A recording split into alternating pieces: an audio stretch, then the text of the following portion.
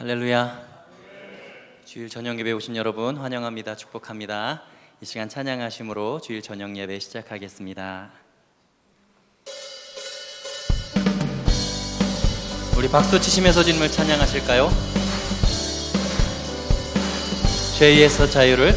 죄에서 자유를 얻게 함은 보혈의 능력, 주의 보혈, 시험을 이기는 승리되니 참 놀라운. 다시 한번 죄에서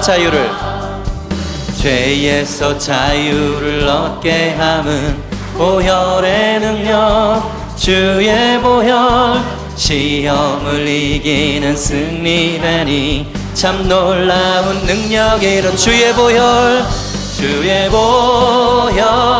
능력이 있도다. 주의 피 믿으오. 주의 보혈 그 어린 양의 매우 귀중한 피로 육체의 정욕을 이길 힘은 보혈의 능력, 주의 보혈, 정결한 마음을 얻게 하니 참 놀라운 능력. 주의 보혈 능력이 있도다. 주의 피 믿으오.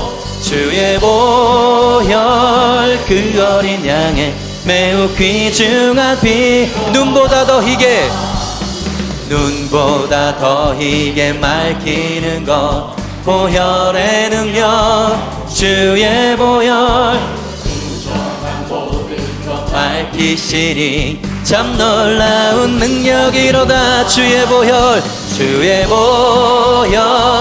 능력이 있도다. 주의 피 믿으오. 주의 보혈 그 어린 양의 매우 귀중한 피로 구주의 복음을 전할 제목, 보혈의 능력, 주의 보혈, 날마다 나에게 찬송 주니 참 놀라운 능력이로다. 주의 보혈 능력이 있도다. 주의 피 믿으오. 주의 보혈 그 어린 양의 매우 귀중한 피. 다시 한번 주의 보혈 능력이 있도다. 주의 피 믿으오. 주의 보혈 그 어린 양의 매우 귀중. 다시 한번 주님의 보혈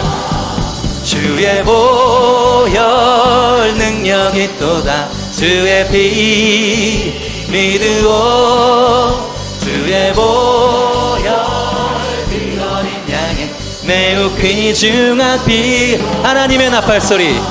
하나님의 나팔소리 천지 진동할 때에 예수 영광 중에 구름 타시고 천사들을 세계 만국 모든 곳에 보내어 구원받은 성도들. 다시 한번 하나님의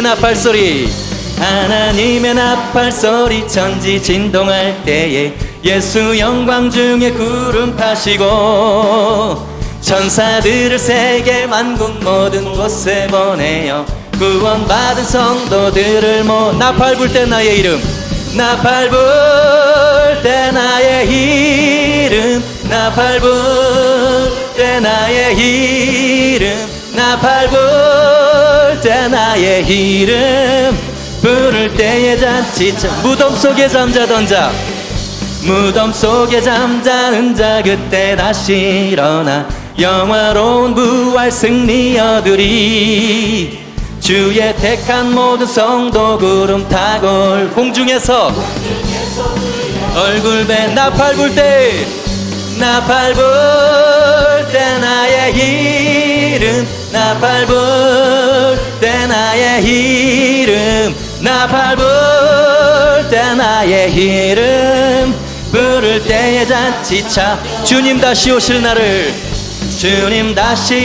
날을 우리 알 수 없으니 항상 기도하고 깨어 있어서 기쁨으로 보좌 앞에 우리 나가서도록 그때까지 참고 기다리겠네. 나팔 불 때 나팔 불 때 나의 이름 나팔 불 때 나의 이름 나팔 불 때 나의 이름 부를 때에 나팔 불 때 나의 이름 나팔 불 때 나의 이름 나팔 불 때 나의 이름 나팔 불 때 나의 이름 부를 때의 잔치 한 번 더 나팔 불 때 나팔 불 때 나의 이 아멘 나팔 불 때 나의 이름 나팔 불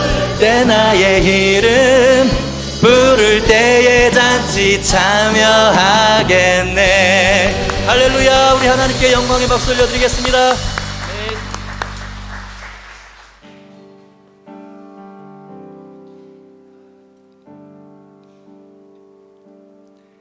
수많은 무리들 줄지어 그분을 보기 위해 따르네. 평범한 목수이신 그분 앞에 모든 무릎이 꿇어 경배하네. 모든 문제들 하나하나 죽음까지도 힘을 잃고 생명의 근원 대신 생명의 근원 되신 예수 이름 앞에 모든 권세들 굴복하네.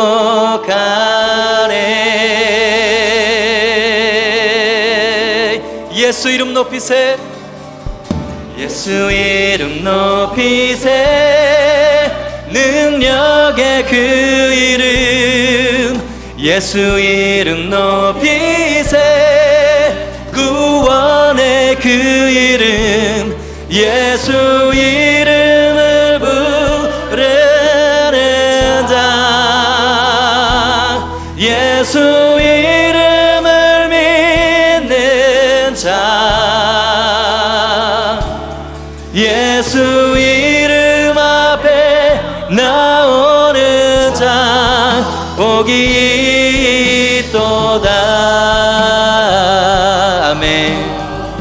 나의 계획이 실패하고 나의 계획이 실패하고 나의 소망이 끊어질 때 나의 소망이 끊어질 때 삶의 주관자 되신 삶의 주관자 되신 그분 앞에 나의 무릎을 꿇어 경배하네. 나의 삶을 그분께 맡길 때 비로소 나의 마음 평안해. 구원의 반석 대신 구원의 반석 되신 예수의 이름을 소리 높여 찬송하래. 예수 이름 높이세 예수 이름 높이세 능력의 그 이름 예수 이름 높이세 구원의 그 이름 예수 이름을 부르는 자 예수 이름을 믿는 자 예수 이름 앞에 나오는 자 복이 있도다. 우리 함께 선포합시다. 예수 이름 높이세 예수 이름 높이세 능력의 그 이름 예수 이름 높이세 구원의 그 이름 예수 이름을 부르는 자 예수 이름을 믿는 자 예수 이름 앞에 나오는 자 복이 있도다.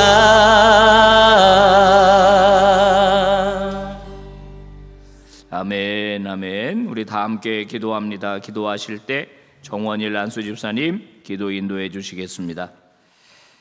거룩하신 하나님 아버지, 이 시간 말씀대로 살기를 원하는 성도들이 한 자리에 모여서 흑안줌에 불과한 우리를 사랑하사 구원을 베풀어 주시니 감사와 찬양으로 영광을 돌립니다.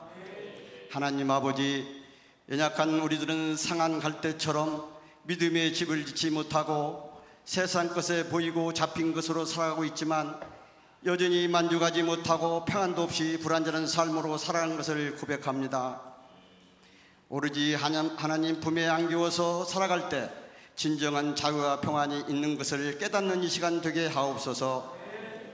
이 나라와 교회를 위해서 간구합니다. 정치의 혼란과 경제의 어려움으로 불안한 백성들의 마음을 위로해 주시고 우리에게 평안을 주사 주님의 능력만이 신임하는 민족을 구할 수 있다는 것을 깨닫게 하옵소서.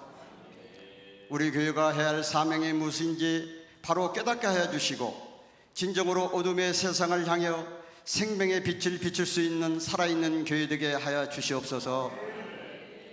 특별히 예배를 찬양을 드린 칼보리 찬양대회에 함께 하시고 말씀을 전하시는 이승철 목사님의 성령 충만하게 축복하사 주님이 쏟아주시는 은혜를 체험하고 결단하는 이 시간 되게 하여 주옵소서.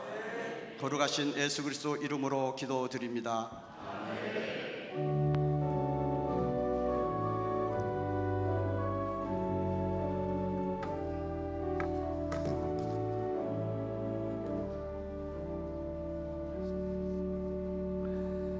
자, 이 밤에 우리에게 주신 하나님의 말씀 로마서 1장 1절에서 17절까지의 말씀이 되겠습니다. 신약성경 로마서 1장 1절에서부터 17절까지의 말씀 한 절씩 교독하겠습니다. 예수 그리스도의 종 바울은 사도로 부르심을 받아 하나님의 복음을 위하여 택정함을 입었으니 이 복음은 하나님이 선지자들을 통하여 그의 아들에 관하여 성경에 미리 약속하신 것이라. 그의 아들에 관하여 말하면 육신으로는 다윗의 형통에서 나셨고 성결의 영으로는 죽은 자들 가운데서 부활하사 능력으로 하나님의 아들로 선포되셨으니 곧 우리 주 예수 그리스도시니라. 그로 말미암아 우리가 은혜와 사도의 직분을 받아 그의 이름을 위하여 모든 이방인 중에서 믿어 순종하게 하나니 너희도 그들 중에서 예수 그리스도의 것으로 부르심을 받은 자니라. 로마에서 하나님의 사랑하심을 받고 성도로 부르심을 받은 모든 자에게 하나님 우리 아버지와 주 예수 그리스도로부터 은혜와 평강이 있기를 원하노라. 먼저 내가 예수 그리스도로 말미암아 너희 모든 사람에 관하여 내 하나님께 감사함은 너희 믿음이 온 세상에 전파됨이로다. 내가 그의 아들의 복음 안에서 내 심령으로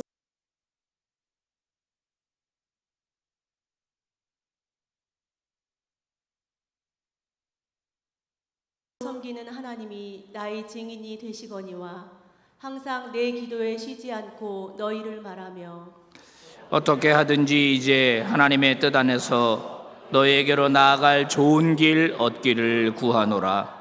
내가 너희 보기를 간절히 원하는 것은 어떤 신령한 은사를 너희에게 나누어 주어 너희를 견고하게 하려 함이니 이는 곧 내가 너희 가운데서 너희와 나의 믿음으로 말미암아 피차 안위함을 얻으려 함이라.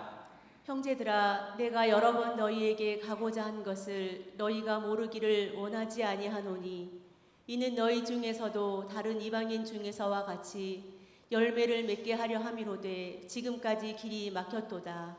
헬라인이나 야만인이나 지혜 있는 자나 어리석은 자에게 다 내가 빚진 자라. 그러므로 나는 할 수 있는 대로 로마에 있는 너희에게도 복음 전하기를 원하노라. 내가 복음을 부끄러워하지 아니하노니 이 복음은 모든 믿는 자에게 구원을 주시는 하나님의 능력이 됨이라.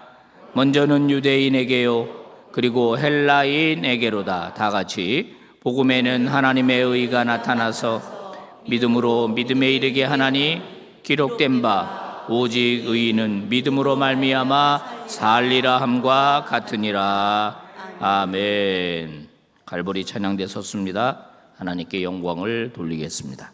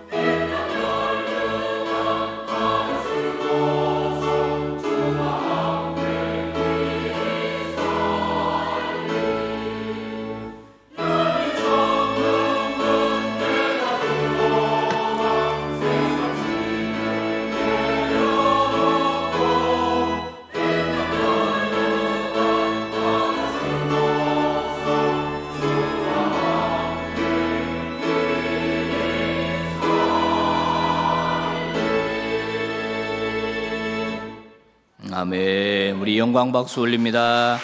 아멘. 아멘. 자, 여기 모니터 좀 더 주시겠어요? 네.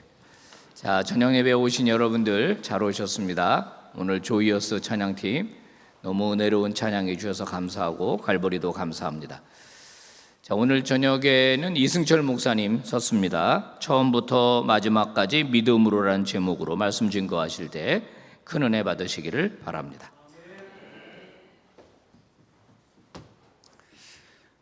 예, 주일 저녁 예배 오신 여러분 환영합니다. 같이 잠시 기도하고 말씀 나누도록 하겠습니다. 하나님, 우리에게 예수 그리스도를 보내주시고 또 예수 그리스도를 통해 우리 죄를 대속해 주시니 감사합니다. 그렇게 복음을 듣고 믿은 우리가 끝까지 복음 안에서 믿음으로 살아가는 삶이 되게 하여 주옵소서.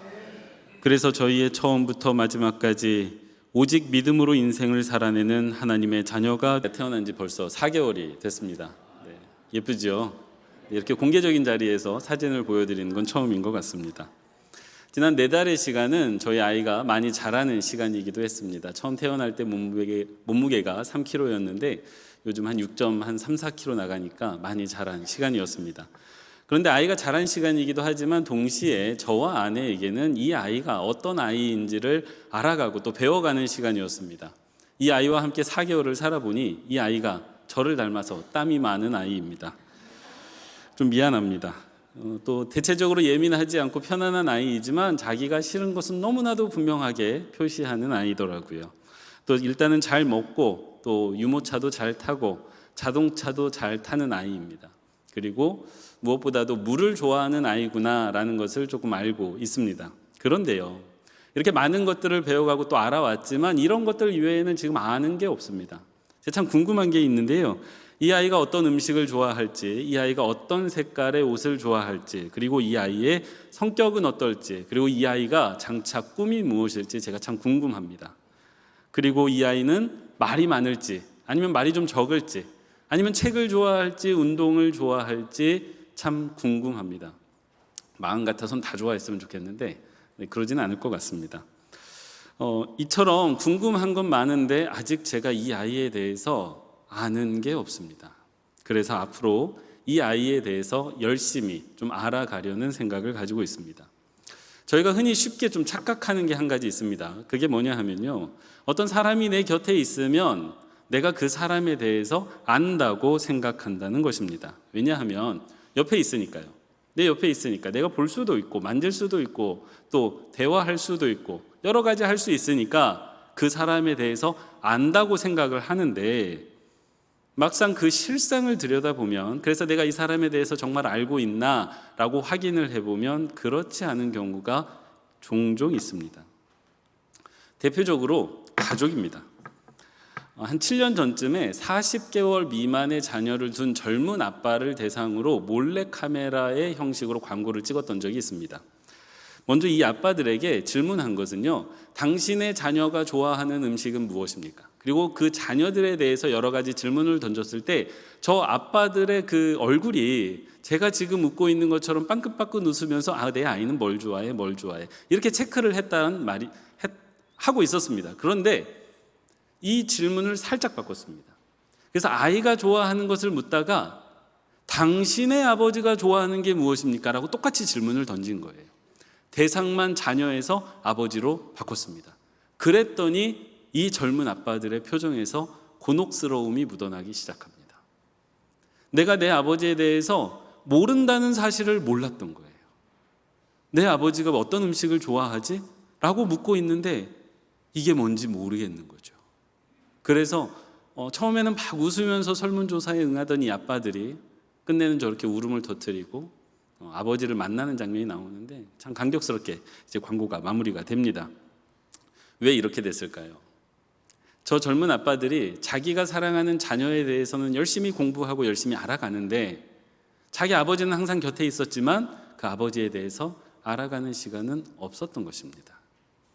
우리는 가족과 함께 살고 있기 때문에 남편에 대해서, 아내에 대해서, 자녀에 대해서 잘 알고 있다고 생각합니다. 하지만요, 지금 한번 생각해 보십시오. 내 아내가 어떤 스타일의 옷을 좋아하지?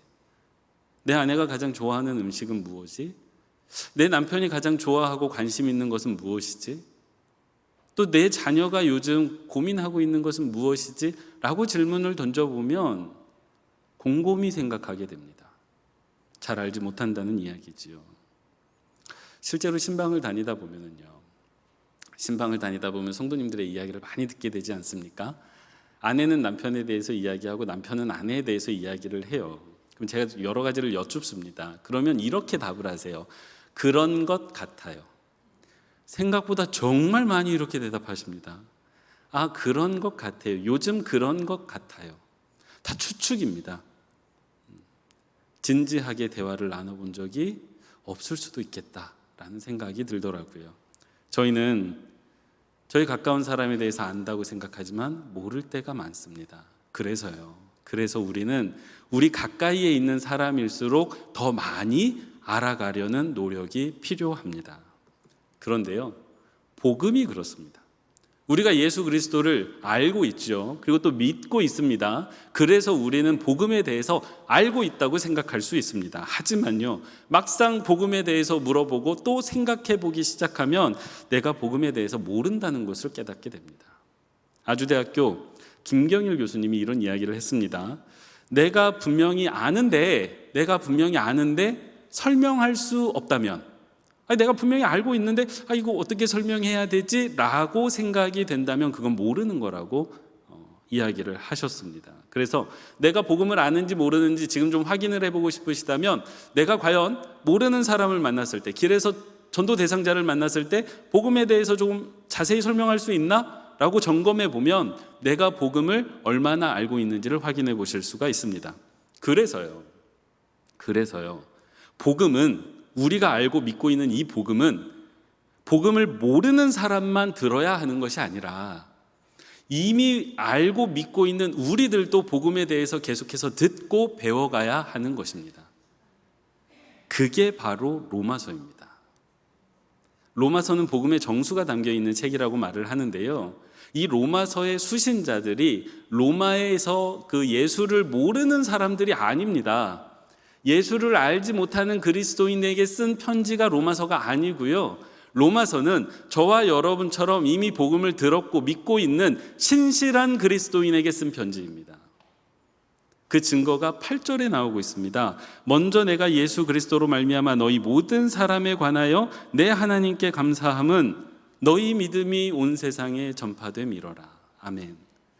그러니까 바울이 알고 있어요. 이 편지를 받을 사람들이 이미 복음을 들어서 알고 있을 뿐만 아니라 그 사람들의 믿음이 세상에 전파될 만큼 신실한 그리스도인이라는 걸 알고 있습니다. 그런데 그 사람들에게 복음의 처음부터 아주 자세히 풀어 설명하고 있습니다. 이유가 무엇입니까? 복음이라는 것은 우리가 분명히 들어 알고 있지만, 믿고 있지만 계속해서 배워가야 하는 것이기 때문임을 꼭 기억하시기 바랍니다. 그래서 오늘 우리도 그러해야 합니다. 오늘 우리가 분명히 복음을 들어서 또 믿고 있지만, 그래서 구원이 우리 안에 있지만 우리는 복음을 계속해서 알아가야만 하는 것입니다. 그렇게 할 때, 우리가 그렇게 계속해서 복음을 알아갈 때 우리 안에 있는 복음은 더욱더 커지고 더욱더 단단해질 줄을 믿으시기 바랍니다.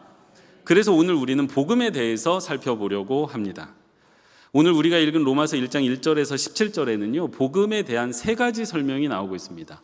그래서 그 3가지 설명을 살피면서 동시에 복음으로 살아가는 성도의 삶이 어떠해야 되는지 생각해 보려고 합니다. 먼저 1절 말씀을 함께 읽도록 하겠습니다. 같이 읽습니다. 예수 그리스도의 종 바울은 사도로 부르심을 받아 하나님의 복음을 위하여 택정함을 입었으니. 아멘. 여러분, 이 말씀에서 복음에 대한 바울의 첫 번째 설명이 나오고 있습니다. 빨간색으로 표시를 해뒀는데요, 복음은 누구의 복음이다? 하나님의 복음이라는 것입니다.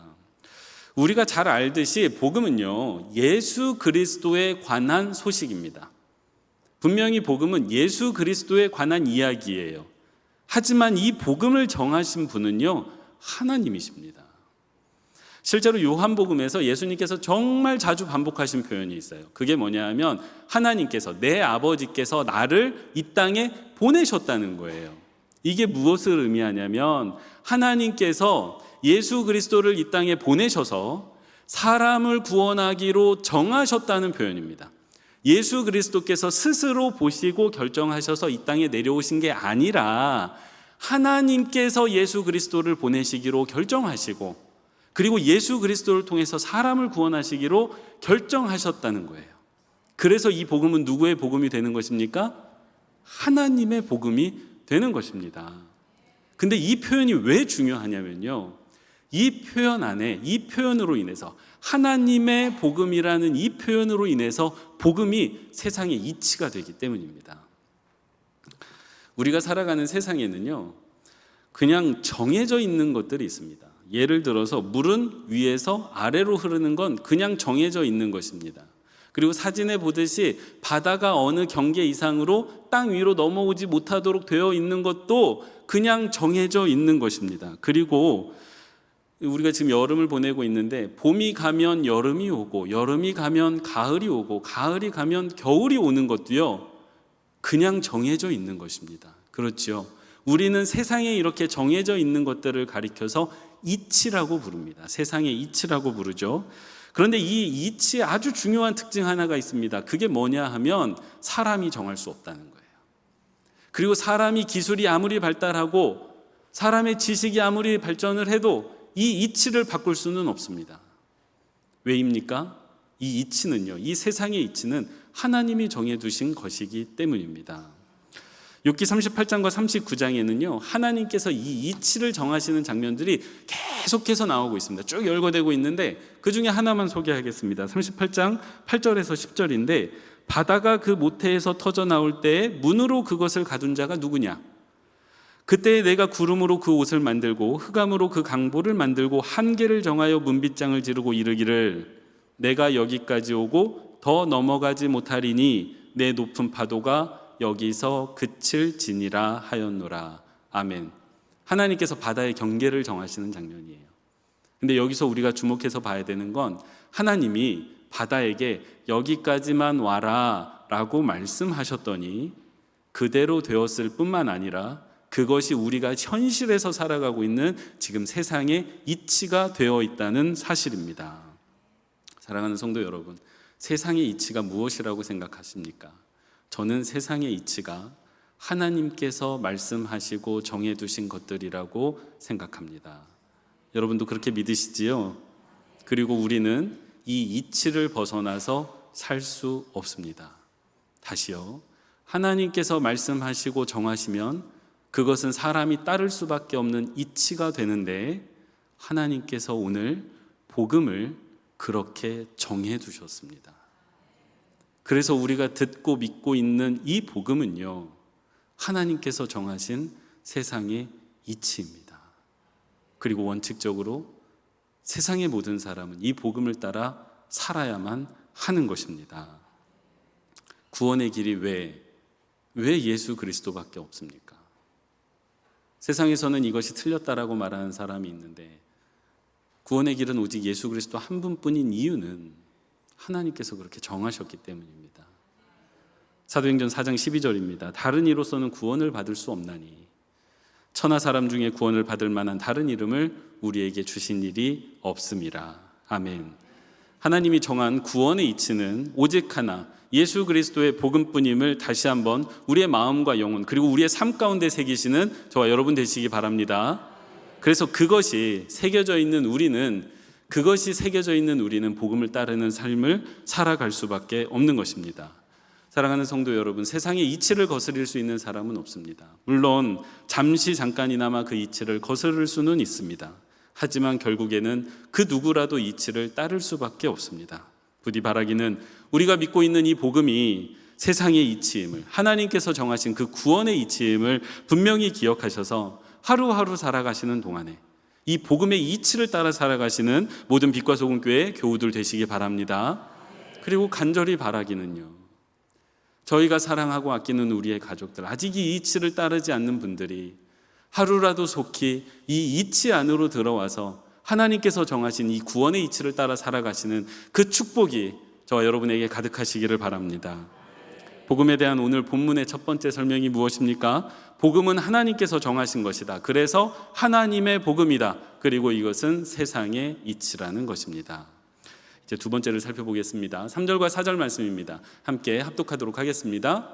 그의 아들에 관하여 말하면 육신으로는 다윗의 혈통에서 나셨고 성결의 영으로는 죽은 자들 가운데서 부활하사 능력으로 하나님의 아들로 선포되셨으니 곧 우리 주 예수 그리스도시니라. 아멘. 이 복음에 대한 두 번째 설명은요, 이 복음은 아들에 관한 이야기라는 것입니다. 첫 번째가 하나님의 복음이었다면 두 번째는 아들에 관한 이야기라는 것입니다. 세계적인 복음주의 신학자, 한국 사람입니다. 김세윤 박사님이라는 분이 계세요. 이분이 이제 저희 로마서 1장에 대해서 쭉 풀이하실 때 저 3절, 4절 말씀을 뭐라고 풀이하셨냐면 초대교회 성도들이 복음에 대해서 고백한 문구라고 해석을 하셨습니다. 그럼 이 고백 안에 어떤 내용들이 담겨 있는지를 좀 간단하게 살펴보면 세 가지가 담겨 있어요. 첫 번째는 예수 그리스도가 이 땅 가운데 우리의 모습으로 내려오셨다는 거예요. 근데 두 번째, 내려오셔서 돌아가셨다는 것입니다. 세 번째는 죽으신 이후에 부활하셔서 우리의 구주가 되셨다. 이 이야기를 하고 있습니다. 여러분 너무 잘 아시는 내용이지요. 근데 이 안에 담겨 있는, 우리가 너무나도 많이 들어보았지만 그리고 알고 있고 믿고 있지만 이 이야기 안에 담겨 있는 것을 다시 한번 살펴보려고 합니다. 한 어린아이가 물에 빠졌습니다. 어떻게 구할 수 있을까요? 먼저 슈퍼맨이라면, 아무도 안 웃으시네요. 먼저 슈퍼맨이라면 그 슈퍼맨은 이 어린아이를 어떻게 구하겠습니까? 여러 가지 방법이 있을 것 같습니다. 제가 상상해 봤는데 물을 다 퍼내는 방법도 있을 수 있을 것 같아요. 하늘을 날아서 그 아이에게 가서 꺼낼 수도 있을 것 같고, 물 위를 뛰어가 가지고 꺼낼 수도 있을 것 같습니다. 근데 슈퍼맨이니까 저희가 무엇을 상상하든지 그것이 다 가능할 것 같습니다. 왜입니까? 슈퍼맨이기 때문입니다. 그런데 그 옆에 이 어린아이의 아버지가 있었습니다. 이 아버지가 그 자리에 있었다면 어떻게 아이를 구하려고 할까요? 물 위를 뛰어가려고 할까요? 그러진 않겠죠. 이 아버지는 아이가 물에 빠지는 것을 보자마자, 그걸 발견하자마자 물에 뛰어들 것입니다. 내가 수영을 잘하는지 못하는지, 내가 저 아이를 꺼낼 수 있는지 없는지 계산하고 따질 겨를이 없습니다. 왜입니까? 저 물에 빠진 아이는 내 아이이기 때문에, 내가 사랑하기 때문에 그런 것들을 따지지 않고 일단 물에 뛰어들 것입니다. 우리는 하나님께 우리를 구원하실 때 슈퍼맨처럼 구원해 주시기를 바랄 때가 참 많습니다. 왜냐하면 하나님은 마이티 갓, 전능하신 하나님이시기 때문에. 실제로 하나님께서는요, 슈퍼맨처럼 사람을 구원하신 적이 있으십니다. 대표적으로 이스라엘 백성을 애굽에서 꺼내실 때 우리가 상상할 수 없는 10가지 재앙을 내려주셨어요. 그리고 홍해바다 앞에 섰을 때 정말로 상상할 수 없는 홍해바다를 가르셔서 가운데 길을 내셨습니다. 이후에 광야에서 물을 솟구치게도 하셨고 만나와 메추라기도 주셨고 벌어지는 전쟁에서 다 승리하게 하셨습니다. 여기에서 만나게 되는 하나님은 슈퍼맨 같은 하나님입니다. 우리가 참 바람하지 않는 하나님이십니다. 그런데요, 그렇게 하나님께서 슈퍼맨의 모습으로 이스라엘 백성을 구원하셨을 때 이스라엘 백성이 어떻게 반응했는지를 살펴봐야 합니다. 하나님을 사랑하고 순종했습니까? 아니면 내가 받았던 기적보다 더 큰 기적을 바라면서 일상의 작은 불편함에서 불평하고 하나님을 원망했습니까? 후자이지요. 이런 모습을 통해서 저희가 한 가지를 깨닫게 됩니다. 하나님께서 우리를 슈퍼맨 같은 모습으로 구원해 주신다고 해도 우리는 하나님을 사랑하거나 하나님과의 관계를 더 깊이 하지 않는다는 사실입니다. 이것을 통해서 제가 한 가지를 좀 깨닫게 됐는데요. 우리 현실에 슈퍼맨은 없습니다. 그런데 우리 현실에 실제로 슈퍼맨 같은 존재가 나타난다 해도 우리는 그 슈퍼맨에게 끊임없이 바라고 소원할 뿐이지 그 슈퍼맨을 사랑하지는 않겠구나. 그게 사람이구나 라는 것을 깨닫게 됩니다. 그러면 우리는 슈퍼맨을 사랑하지 않고 누구를 사랑할까요? 우리가 사랑하는 사람은요, 나를 위해 물에 뛰어드는 아버지를 사랑합니다. 아버지가 슈퍼맨처럼 나를 구하지 못할 수도 있어요. 하지만 나를 위해 기꺼이 물에 뛰어드는 그 아버지를 보면서 우리는 그 아버지를 사랑할 수밖에 없게 됩니다. 그래서 예수님이 슈퍼맨의 길이 아닌 아버지의 길을 택했습니다. 우리 인간의 삶 가운데로 죄로 허우적거리고 죄로 죽어가고 있는 우리를 바라보면서 마치 물에 빠진 아이를 발견한 아버지가 물에 뛰어드는 것처럼 죄로 인해서 허우적거리고 어떻게 할 줄 몰라 하는 우리를 발견한 예수 그리스도 하나님께서 물에 뛰어드신 것입니다. 그게 성육신이에요. 그게 예수 그리스도가 이 땅 가운데 육체의 모습으로, 육신의 모습으로 내려왔다는 건 물에 뛰어들었다는 것을 의미합니다. 능력이 없어서 뛰어든 게 아니에요. 능력이 많으세요. 그런데 아버지의 사랑의 길이 결국 사랑을 이룰 것이기에 그 길을 선택하신 것입니다. 그래서 물에 뛰어든 아버지처럼 아들은 살리고 우리는 살리고 예수님 당신은 십자가에서 돌아가신 거예요. 사랑하는 성도 여러분, 우리가 살아가면서 하나님의 구원과 도우심을 바랄 때가 참 많습니다. 홍해 바다를 가르신 하나님께서 내가 살아가는 인생의 길도 좀 갈라주셨으면 좋겠어요. 마른 뼈를 살리신 하나님께서 지치고 상해버린 나의 영혼과 마음, 그리고 나의 삶도 좀 살려주셨으면 좋겠습니다. 그렇게 슈퍼맨 같은 하나님께서 능력과 구원을 베풀어 주시기를 바랄 때가 참 많습니다. 저도 그렇습니다. 저도 그래요. 그런데 그런 능력을 경험하는 때는 참 적습니다. 그때마다 참 마음이 쓰리고 아프고, 저도 신방하면서 그런 성도님들의 이야기를 들을 때마다 참 괴롭습니다. 그럼 우리 하나님은 그렇게 우리가 아파할 때 무엇을 하고 계실까요? 우리의 고통과 아픔에 뛰어들고 계심을 믿으시기 바랍니다. 내가 우울해 방 안 깊은 곳에 혼자 잠잠히 침잠해 있을 때, 내 영혼의 깊은 상처로 인해서 내가 단 한 걸음도 앞으로 걸어 나가지 못하고 있을 때, 자녀의 문제로 속상해서 남몰래 울고 있을 때, 우리 주님께서는 내 방문을 열고 들어오십니다. 그리고 내 상처에 뛰어드시고 내가 흘리는 눈물에 뛰어들고 계심을 믿으시기 바랍니다. 나를 살리고 구원하시기 위해 우리 주님께서는 여전히 이 땅 가운데 뛰어드시면서 십자가의 길을 걷고 계십니다. 이게 우리가 믿는 복음, 아들에 관한 이야기입니다. 사랑하는 성도 여러분, 복음으로 살아가는 성도는 하나님의 능력을 바라고 믿지만, 설령 그 하나님의 능력이 내 삶 가운데 지금 당장 나타나지 않는다 하여도 예수 그리스도께서, 그 아들은 아버지의 사랑의 길을 택하여 걷고 계심을 믿고 그 사랑을 신뢰하는 성도임을 꼭 기억하시기 바랍니다. 그리고 결국에는 그 사랑의 길이 나를 살리고 나를 구원할 것임을 분명히 신뢰하는 성도임을 믿으시기 바랍니다. 복음에 대한 사도 바울의 오늘 두 번째 설명은, 복음은 능력의 길이 아닌 사랑의 길을 택하신 그 아들에 관한 이야기라는 것이었습니다. 세 번째입니다. 17절 말씀 함께 합독하도록 하겠습니다. 복음에는 하나님의 의가 나타나서 믿음으로 믿음에 이르게 하나니, 기록된 바 오직 의인은 믿음으로 말미암아 살리라 함과 같으니라. 아멘. 이 말씀은요, 우리에게 너무나도 중요한 말씀입니다. 그리고 너무나도 잘 알려진 말씀입니다. 실제로 1517년 마틴 루터가 종교개혁을 할 때 이 로마서 1장 16절과 17절의 의미를 새롭게 발견했기 때문에 종교개혁이 가능했다고 알려져 있습니다. 그만큼 복음에 있어서만큼은 이 로마서 16절과 1장 16절과 17절이 핵심 구절이라고 할 수 있는데, 이 특히 17절 안에 복음에 대한 세 번째 설명이 담겨져 있습니다. 그것은요, 복음은 처음부터 마지막까지 믿음으로 살아간 성도들의 이야기라는 것입니다. 첫 번째는 하나님의 복음이었어요. 두 번째는 아들에 관한 이야기였습니다. 세 번째는 처음부터 끝까지 믿음으로 살아간 우리 성도의 이야기가 복음입니다. 17절 말씀에서 주석가와 설교자들에게 참 어렵게 다가오는 구절이 있습니다. 그것은요, 빨간색으로 이렇게 표시해둔 믿음으로 믿음에 이르게 한다는 구절입니다. 말 자체는 이해가 돼요. 믿음으로 믿음에 이르게 한다. 근데 이게 무슨 의미인지 생각해보면 무슨 의미인지 도통 모르겠습니다. 저도 그렇습니다.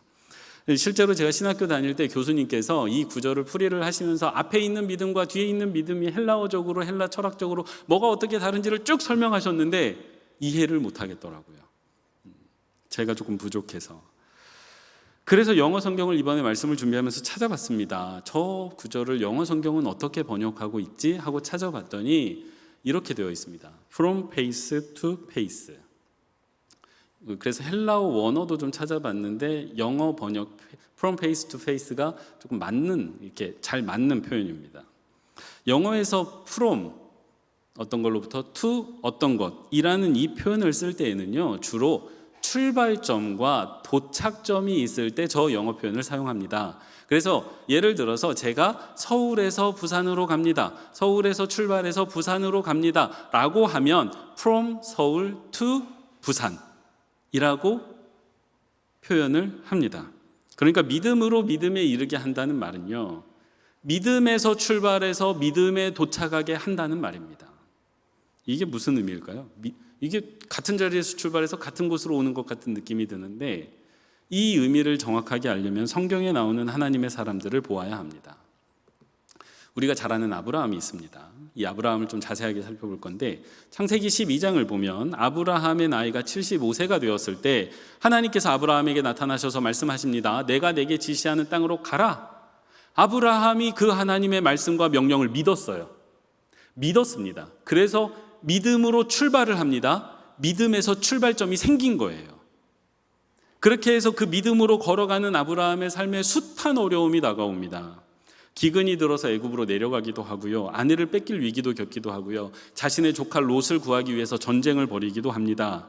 그런데 그 중에서도 가장 큰 어려움은 어떤 것이었냐면 아이가 없다는 어려움이었어요. 왜냐하면 하나님께서 아브라함을 그 땅으로 보내실 때 무슨 약속을 해주셨죠? 큰 민족을 이루게 해주겠다. 그러니까 자녀를 주겠다는 약속을 해주셨는데 이 약속이 몇 년 동안 성취가 안 되냐면 하나님께서 몇 년 동안 안 들어주셨냐면 25년이에요. 25년을 기다렸는데 이 약속을 안 들어주시는 거예요. 그 약속 하나 믿고 여기까지 왔는데 그러다가 아브라함의 나이가 100세가 되었던 창세기 17장 17절을 보면 하나님께서 다시 나타나세요. 25년이 지난 후에 다시 말씀하십니다. 내가 너에게 아들 하나 줄게. 내년에 아들이 있을 거야. 아브라함이 어떻게 했다고 되어 있냐면 엎드려서 웃었다라고 되어져 있어요. 믿지 못하는 거예요. 한 번 속았지 내가 두 번 속냐 이겁니다. 믿음이 약해져 있는 게 보이시지요? 근데 1년 뒤에 아이가 태어납니다. 이게 도저히 태어날 수 없는 상황이었어요. 아내 사라가 아이를 임신할 수 없는 몸이었습니다. 근데 태어나는 거예요. 믿을 수 없는 그 상황이 믿을 수밖에 없는 상황으로 바뀐 것입니다. 그래서 믿음이 약해졌던 아브라함이 이 사건을 계기로 오히려 믿음이 강해집니다. 그리고 창세기 22장에 이르게 되면 하나님께서 아브라함에게 그렇게 태어난 아들 이삭을 번제로 바치라고 말씀을 하세요. 있을 수 없는 일입니다. 말이 안 되는 장면입니다. 그런데 아브라함이 아무런 대꾸도 하지 않고 이삭을 데리고 모리아 산으로 올라갑니다. 그리고 그림에서 보시는 것처럼 이삭을 번제로 바치려고 시도합니다. 그때 하나님께서 깜짝 놀라 다급하게 아브라함을 말리세요. 그 장면만 놓고 보면 하나님도 아브라함이 그럴 줄은 몰랐던 것처럼 보입니다. 깜짝 놀라서 말리지요. 아브라함의 믿음이 엄청나게 강해져 있는 것을 보게 됩니다. 그리고 이 장면을 두고 필립 얀시는 마침내 아브라함이 그냥 보통의 믿음이 아니라 아주 깊고 강한 믿음, 충절이라는 표현을 쓰는데요. 그 충절이라는 믿음에 이르렀다라고 말하고 있습니다. 분명 아브라함은 from faith, 믿음에서 출발했습니다. 그래서 결국 그 중간에 숱한 어려움들이 있었지만 결국 어디에 도착을 합니까? to faith, 충절이라는 믿음에 도착을 한 것입니다. 중간에 흔들리기도 했지만 결국 그의 여정은 믿음의 도착함으로 마무리됩니다. 사랑하는 성도 여러분, 아브라함의 믿음은 처음과 시작이 같은 것처럼 보이지만 다른 믿음입니다. 마지막 도착했던 그 충절의 믿음은 훨씬 더 깊고 성숙한 믿음이었습니다. 그리고 여기에 도착했을 때 아브라함은 마침내 믿음의 조상이 됩니다. 그런데요, 성경에 나오는 모든 하나님의 사람들이 이 여정을 거치고 있습니다. 믿음에서 출발해 믿음에 도착하는 삶을 살았습니다.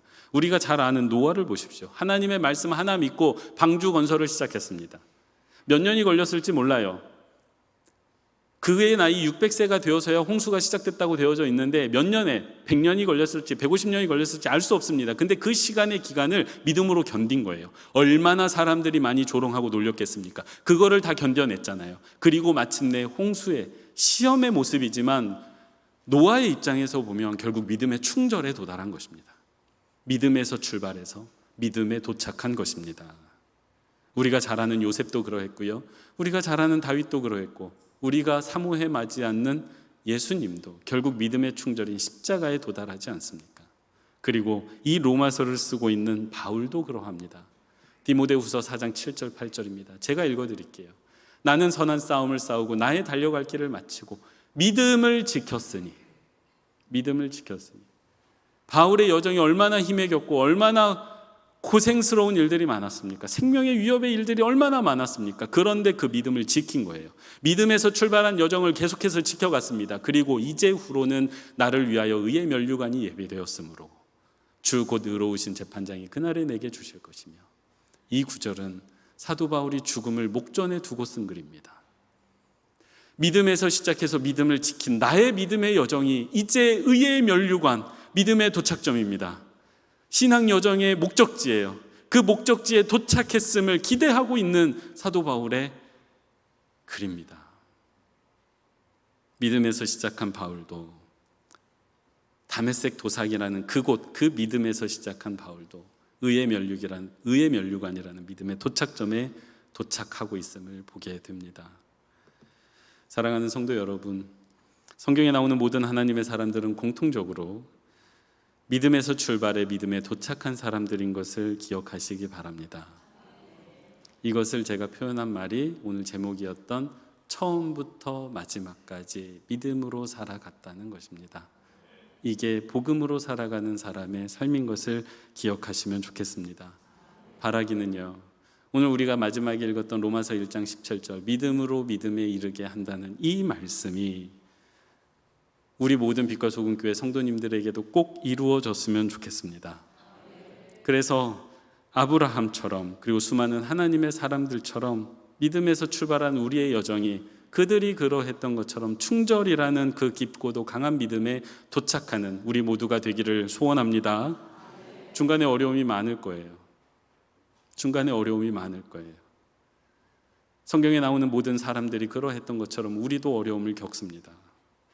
믿음에 도착하지 못하도록 악한 영은 계속해서 우리를 흔들어대고 우리를 잡아당길 것입니다. 하지만 우리가 단단히 복음을 붙잡고 있으면 복음에 드러난 하나님의 의로움이 우리를 결국 믿음에 이르게 할 것을 믿으시기 바랍니다. 여러분, 진짜 축복이 무엇이겠습니까? 아무런 어려움도 없는 게 축복입니까? 저도 그랬으면 좋겠습니다. 그래서 저도 제가 걸어가는 이 인생길이 조금 쉬었으면 좋겠습니다. 하지만 그것이 축복이 아닌 것은 저희가 잘 알지요.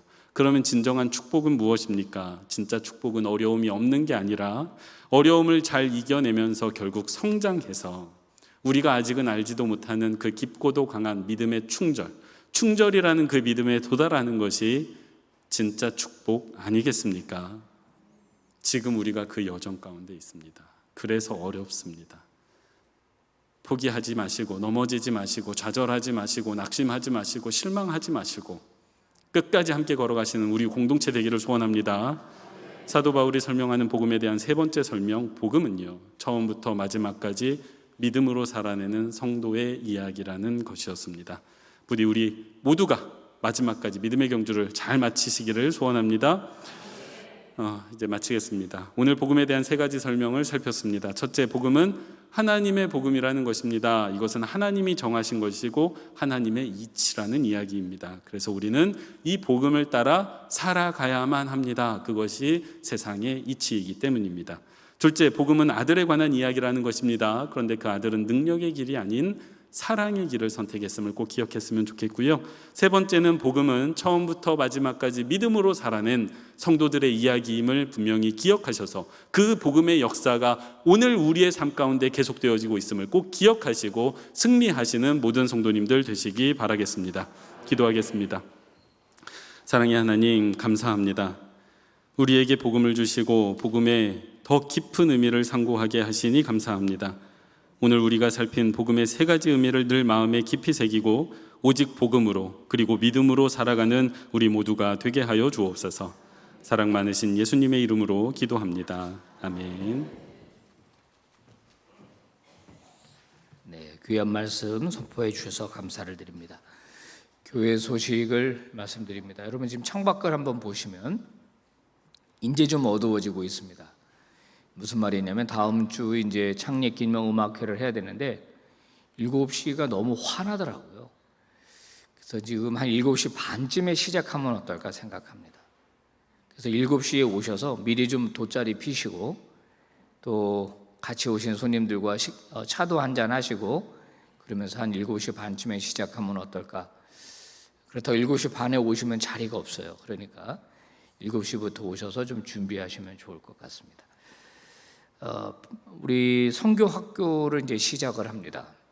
선교학교에 대한 기대감을 좀 가지시기를 바라요. 내가 선교에 대해서 제대로 한번 공부해 볼 수 있는 기회가 열렸구나 라고 생각하시고 우리 많은 성도들이 선교학교에 등록해 주시고, 특히 우리 교회의 항존직 장로님들, 권사님들, 안수집사님들은 반드시입니다. 특별한 이유가 없으신 분들은 반드시 등록하셔서 먼저 우리 교회가 이 선교로 좀 불타오르기를 바라요.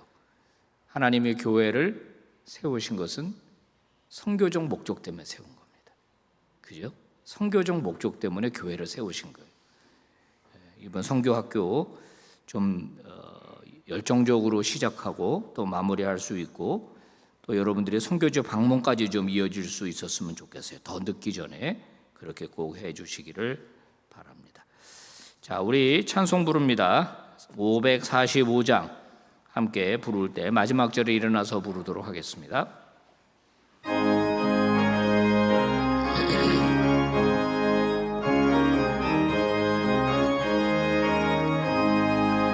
이 눈에 아무 증거 아니 배어도 믿음만을 가지고서 늘 걸으며, 이 귀에 아무 소리 아니 들려도 하나님의 약속 위에 서리라. 걸어가세 믿음 위에 서서, 나가세 의심 버리고, 걸어가세 믿음 위에 서서, 눈과 귀에 아무 증거 없어도 이 눈이 보기에는 어떠하든지 이미 얻은 증거대로 네 믿으며, 이 마음에 의심 없이 살아갈 때에 우리 소원 주 안에서 이르리. 걸어가세 믿음 위에 서서, 나가세 의심 버리고, 걸어가세 믿음 위에 서서, 눈과 귀에 아무 증거 없어도 주님의 거룩함을 두고 맹세한 주 하나님 아버지는 참 미쁘다. 그 귀한 모든 약속 믿는 자에게 능치 못할 무슨 일이 있을까.